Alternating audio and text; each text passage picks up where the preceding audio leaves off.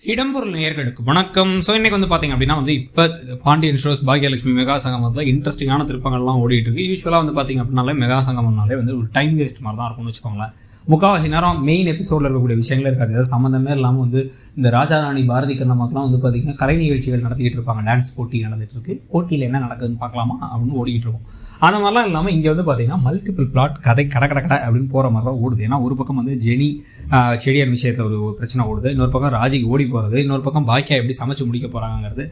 இந்த எல்லா விஷயமும் நடந்துகிட்டு இருக்கிற நிலமையில இப்போ புது ப்ரோமோ வந்தாச்சு. புது ப்ரோமோவில் இப்போ பாக்யலட்சுமி சைடில் வந்து பார்த்தீங்கன்னா ஒரு பெரிய ஷாக் தான் நமக்கு இருக்குது.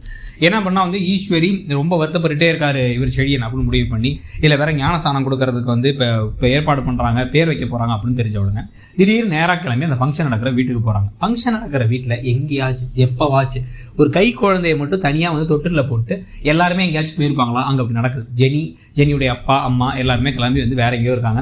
இவங்க அங்கே போகிறாங்க. அங்கே போனதுக்கப்புறம் வந்து குழந்தை தொட்டில் இருக்கிறத பார்த்த உடனே வந்து குழந்தைய தூக்குறாங்க. வீட்டில் ஆள் இல்லாத போது குழந்தைய தூக்குறீங்க. அவங்க சுற்றி இருக்கவங்களாம் ஜாலியாக வந்து கேட்டுட்டு இருக்காங்க. ஜூஸ் குடிச்சிட்டே எதுவும் தடுக்கிற மாதிரிலாம் தெரியல சொந்தக்காரங்களாம். உடனே அவ்வளோதான், இங்கே ஞானஸ்தானம் நடக்காது, எதுவுமே நடக்காது, எந்த ஃபங்க்ஷன் நடக்காது, குழந்தை எங்களோட தான் இருக்கும் அப்படின்னு குழந்தைய வந்து பேசாமல் ஈஸ்வரி தூக்கிட்டு கிளம்பிடுறாங்க. போலீஸ் கம்ப்ளைண்ட் கொடுக்க வேண்டிய விஷயம் இது. ஆனால் இதை எவ்வளோ டம்மியாக்க முடியுமோ அவ்வளோ டம்மியாக்குவாங்க.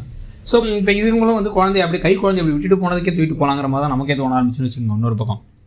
ஸோ அதில் இங்கே ஒரு பெரிய பிரச்சனையே இங்கே வெடிக்க ஆரம்பிக்க அங்கே வந்து பார்த்தீங்க அப்படின்னா வந்து இந்த ராஜி ஓடி போகிறது வேறு ஒரு பக்கம் நடக்க போகுது, இன்னொரு பக்கம் வந்து பாக்கியா எப்படி சமைச்சு முடிக்க போகிறாங்கன்னு ஒரு இஷ்யூ ஓடிக்கிட்டு இருக்கு.